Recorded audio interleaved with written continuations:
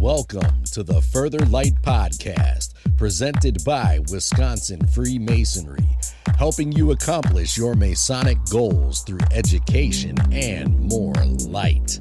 And now, I present to you Brother Napoleon Janczak and special guest,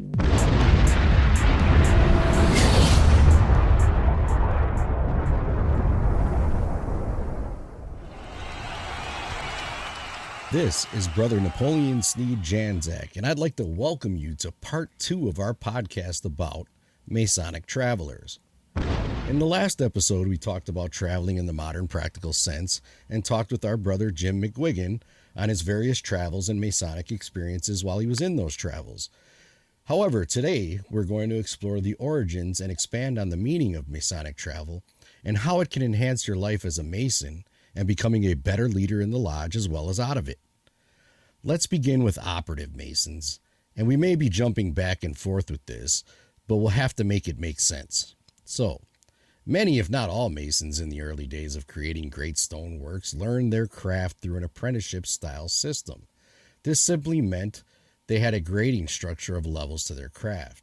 It was typically a guild of many styles of workers, and Masons from designers to cutters and artists and so on.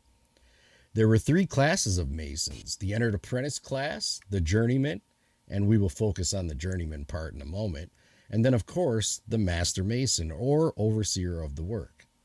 At every level, these workmen would go to build cathedrals, and each class of worker was to work at their level with specific duties. Over time, they would get more knowledge and experience with each job and, of course, become proficient in their respective degrees or classes, and then test to prove up to the next skill set. As you can see by that brief example, the traveling aspect shows us a couple things. The craftsmen start their travels early on in building working relationships with other Masons, and then they gain knowledge as they travel, as the travel continues from cathedral to cathedral, temple to temple, structure to structure, basically job site to job site, and each site having its own unique style to learn, improvise, and continually improve while building. Indeed, becoming a better man in this methodical process. I would liken this to speculative Masonry only in that you have the entered apprentice, the fellow craft, and master Mason, and we could also go as far as to make a comparison to the 3 principal officers of the lodge, and of course the various workmen who make the job and laborers whole with the various skill sets involved in each station or place. This brings us to today's episode and the journey of a master Mason at the station of senior warden and his traveling experiences. And so this week we have another special guest who is currently on a journey of special importance. He is currently senior warden of his lodge, and in this episode, I would like to bring another perspective in a Mason's journey. I bring you Brother Matt Conradt. Welcome, brother. How you doing? Pretty good, pretty good. So here in Wisconsin, particularly in your district, we have a couple programs that encourage Masons to travel to other lodges. For instance, we have a traveling gavel where Masons typically one principal officer, the master or wardens of the lodge, and at least 2 other brothers from their home lodge go to another lodge who currently holds the gavel. And the idea behind it is to encourage travel among brothers.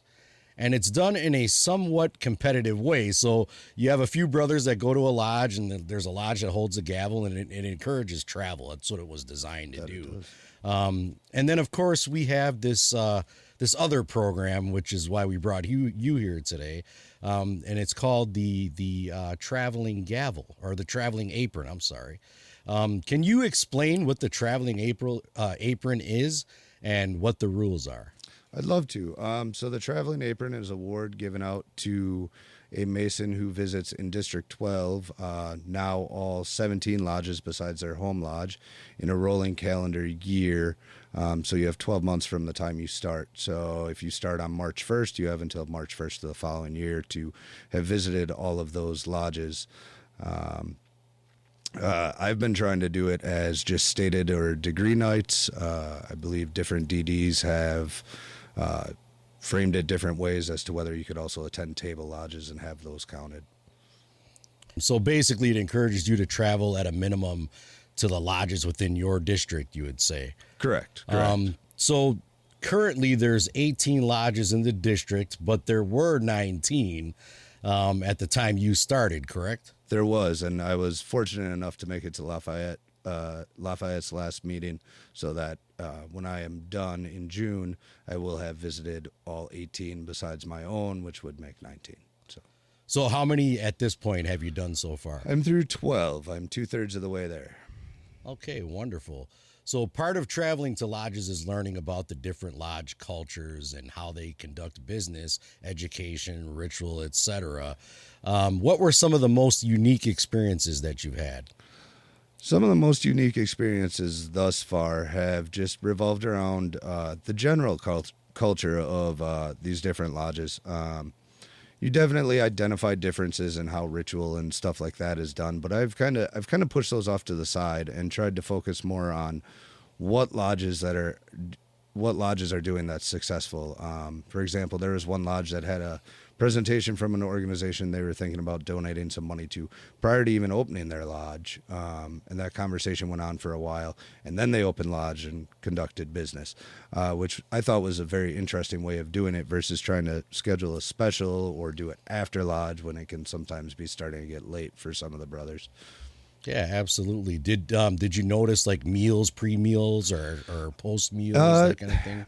There's a lot of different culture when it comes to that. I know at Lake we do a pre-meal, so that's kind of what I had been used to. There's a number of other lodges that do pre-meals. There's also a good amount of lodges that do it after the meeting, which I found interesting depending on what time they decide to meet. Some of these guys are having dinner at 9:00 at night, which for me is out of out of bounds because I get up at 3 a.m. for work. Sure. But there's lodges that go out for dinner after their meeting versus cooking on their own.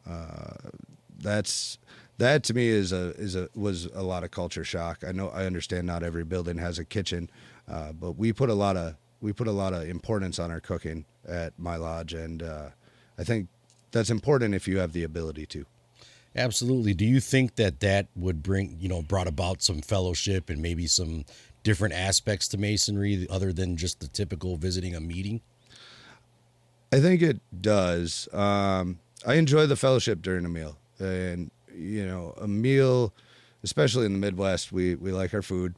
A meal can be a very bonding experience where you have the opportunity to speak with brothers you might not otherwise. And of course, during a business meeting, you're not sitting there having a whole lot of conversation. So the aspect of having a meal either prior to or after lodge for the purposes of fellowship is of huge importance, in my opinion, so that you can have that time to come together as brothers and enjoy each other's company. And you're not just working on which charity are we going to give money to, who's in charge of planning this event, what bills do we have to pay. I think that fellowship aspect's very important to a well-functioning lodge. Yeah, absolutely. So what, if anything, different there or something that was unexpected did you experience when visiting a lodge? I think the most intriguing one was after an MM degree I was at. MM degrees are long. Yes. So they had pizza and cake afterwards, and it's always a celebration after something like that. So it was great just to be able to have the interactions. There were so many different people there from other lodges or from Grand Lodge representatives.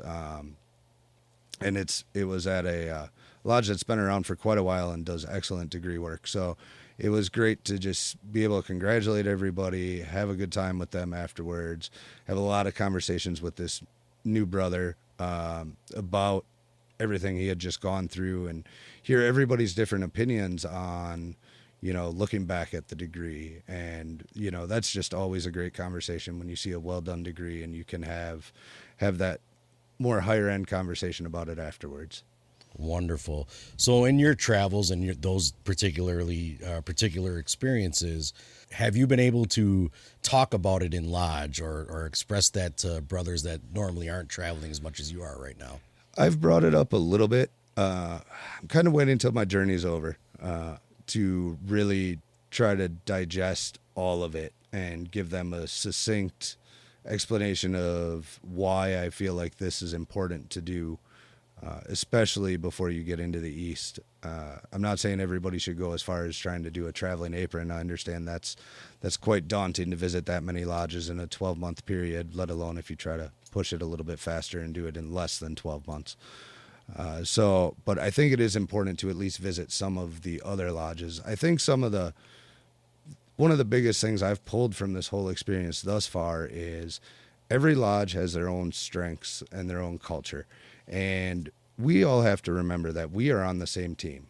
We are all Masons. We are all here to support each other. And if you go visit a lodge and find out they have somebody who's excellent at social media and you feel like your lodge could be doing better on social media, tap into that resource at that other lodge. Or if you go visit a lodge and they're really great at planning large events and you want to start trying to do more events, reach out to that person at that lodge and try to gain some knowledge from their experience. And let's all help each other out here, because everybody has their own strengths and experience level, and there's so much talent across this district. There's no reason we shouldn't be working together to use those resources for the betterment of all the lodges. Wonderful. I think that's a wonderful way to put that. Now, you've told me that you've been a Mason for about 5 years, and so you're currently the senior warden of your lodge. It is largely believed, and you kind of touched on it a little bit, that travel is essential in your journey to the East and becoming worshipful master of your lodge. From your perspective, or your experiences this far, why do you believe it is important to travel? And not just to events, or not just to meetings, but like events and things like that as well. I think it's important to make the connections with other people in the district, especially before you get to the East, so that if you have something going on and you want to try to get other lodges involved, or if they have something going on and they want to try to get your lodge involved in it, you guys already have a little bit of a rapport with each other. At least people know your face if they see you, right? So it makes it easier to reach out and be like, hey, we're doing this event. We would love it if you could bring a bunch of guys from your lodge if they've seen you at their lodge. There needs to be a little reciprocation. We always talk about wanting to get more people at events and stuff like that. Well, it's great if we say we want 30 people from other lodges to show up to this event we do, but then it's not really fair to the other lodges if we don't show up to the events they're putting on. And that goes for everybody. That's across the board. I think lodges need to do a better job supporting each other. I agree with you there. I think that the more brothers get out and travel and get to some of these lodges, they're going to get what we like to call a master's wages by doing the same and reciprocating, like you said, and really getting something out of each other. Take a little bit from this lodge and a little bit from that lodge and turn it into something bigger and better. So with those travels and what you're talking about now, was there any distinct differences from what you've been accustomed to in your own lodge that you saw elsewhere, possibly? Yes, there has been, and it can go anywhere from how strict a lodge is about doing everything exactly the way it's written in the ritual, or being a little more easygoing about it, or making sure everybody's in a suit, or being business casual or in a t-shirt or something like that. And for me, during my travels, I have arrived at every lodge, unless I've been told not to, in a suit. If the lodge dresses down from there, it's easy enough to take off the tie and jacket and you're right back to business casual. I think it's important to understand that different lodges do have different cultures. My own lodge, we're suit 90% of the time, but we go casual in the summer. We do in April, we wear Brewers jerseys in celebration of opening day. If you work hard, you can also play hard, and some lodges, a lot of lodges do that, and I think you should be able to do that. And I think just showing up with a respect for yourself and how you're going to present yourself to perhaps people you've never met is very important. And then altering that to match their culture so they don't feel out of place with you there, or you don't feel out of place being there, is important. Absolutely. So originally, when you decided to do the traveling apron and visit every lodge in the district, what prompted you to do that in the first place? I had actually been thinking about doing a traveling apron since after I got raised. It was always something that was in the back of my mind, that I wanted to at least visit every lodge in the district, even if I hadn't done it in a calendar year. And I had done some light traveling prior, and then we started putting a little more importance on traveling. We've been taking our entered apprentices and fellow crafts to other lodges that are putting on the same degree so that they have an opportunity to see it put somewhere else. And I was like, there is something to this traveling thing. And then this year, as senior warden, I was like, compared to what I did as junior warden, I have a little more free time on my hands to get ready for next year. I'm going to travel this year. And my wife's a saint for letting me do it with a small child at home. Absolutely. But I set out to get it done in about 6 months, and I'm going to finish about right where I wanted to finish at. So it's been stressful but enlightening at the same time, and I think it's going to be very valuable for my continued Masonic career. And I don't think I'm done traveling anytime soon. I think when I'm done, I'll definitely probably visit all these lodges that I've been to again at some point, not as in a stressful time period, Sure. but I also want to take it outside the district and start working on visiting other lodges across the state of Wisconsin and even down into Illinois.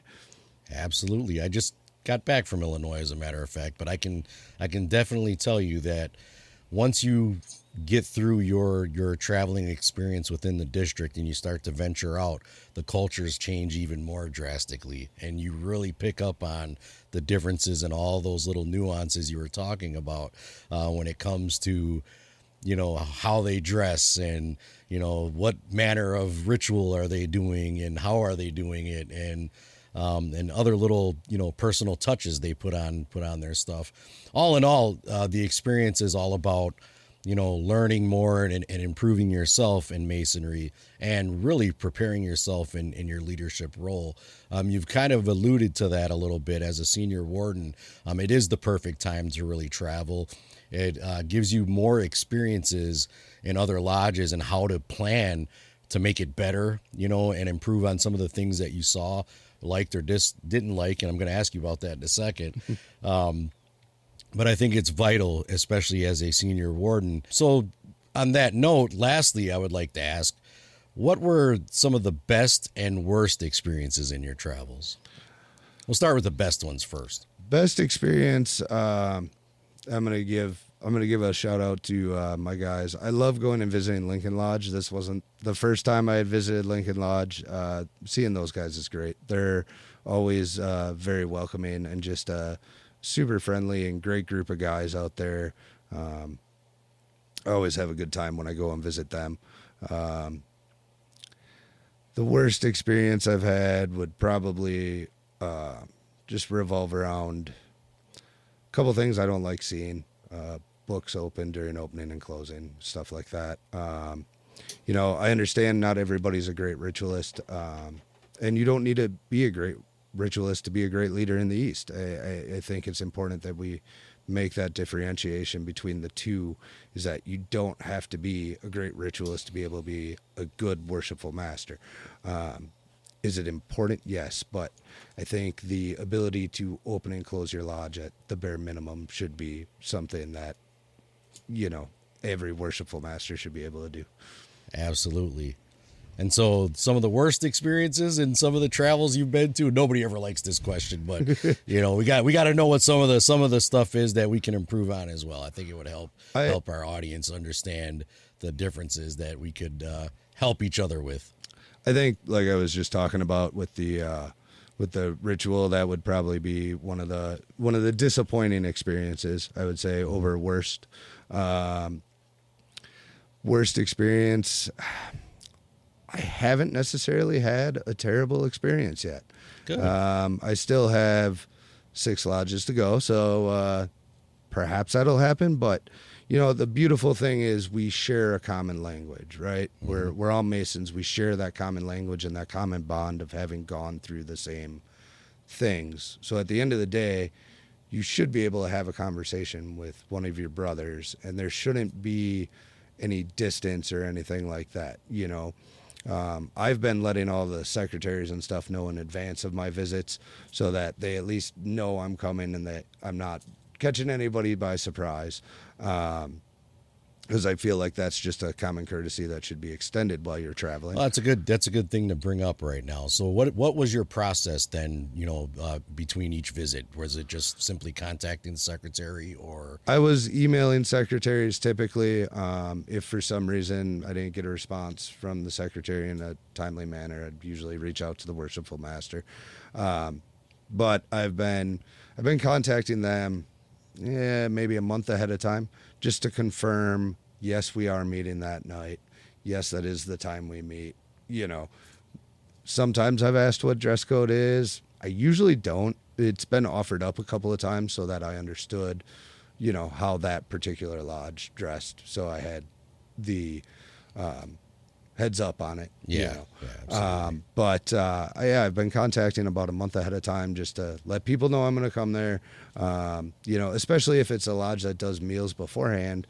A lot of times they'll go based off the average number of people that they have show up, and I don't want to skew their numbers or all of a sudden take a meal because they didn't plan on me being there. Sure. And that's the other good thing that's to find out with reaching out in advance, whether a lodge does a meal beforehand or afterwards or not at all.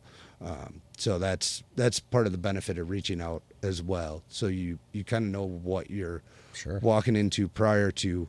And I think that's probably eased a lot of the tensions and part of the reason that I maybe haven't necessarily had a bad experience, because they know I'm showing up. So, and I've had contact with at least one person already, being the secretary or the worshipful master. So even though it's been over email, that introduction becomes a lot easier if I've never met anybody at that particular lodge. Like, hey, we talked over email, versus, hey, I'm Matt. I'm over at Lake, and you've never seen me before and have no clue who I'm at, and you've never heard from me. So typically they would, obviously you have to be vouched for to get into a lodge. So would they ask you for like a dues card or something like that, or has that ever happened to you? I have not been asked to see my dues card yet. However, there hasn't been a lodge I've visited yet where I didn't know somebody that was sitting in that lodge. So yeah, you were basically vouched for. Yeah, absolutely. Okay. Well, I always like to leave the last minute or so with any reflections or anything you'd like to talk about before we say goodbye. I would just like to tell any of the brothers that are listening that travel often, travel as much as you can, as your time and funds allow. Don't overextend yourself in the name of traveling, but travel, meet other brothers, make those connections, travel early in your career. Definitely, if you're in the line, travel before you get to the east. Don't necessarily focus on accomplishing a traveling apron, but definitely get out there, visit other lodges, see people, get seen, and remember that we're all in this together, and let's find a way to bring these lodges closer. We're not against each other. We're here to stand each other up, and we need to help each other when possible. So tap into those resources that you find out exist at other lodges. And, nobody's ever going to say, no, they won't help you when they're skilled at something in Masonry. So, if you're at a lodge that has great ritualists and you guys need help with ritual, ask them if they will come help your lodge. If you're at a lodge that puts on great events, ask them. They will give you the roadmap to putting on a great event. Nobody's going to hold that information back. And the more we do that, the more we'll all succeed. I agree with you. Well, brother, I'd like to thank you for taking the time out of your day to come and visit us and share with us your experiences in this great journey we share as Freemasons. Good luck on your travels. I hope you get those 6 in, and I appreciate you stopping by. Thank you. Thanks for having me. I appreciate you asking me to do this. It was a lot of fun. All right. Take care, brother. Have a good one. This is Napoleon Janczak, and on behalf of the Further Light team, thank you for listening. Are you interested in learning more about Freemasonry in Wisconsin? Visit wisconsinmasons.org to learn more about Masonry and access further educational content and more light. Once again, that address is wimasons.org. Any questions, comments, or suggestions, please email us at education@wisconsinmasons.org. And thank you for listening.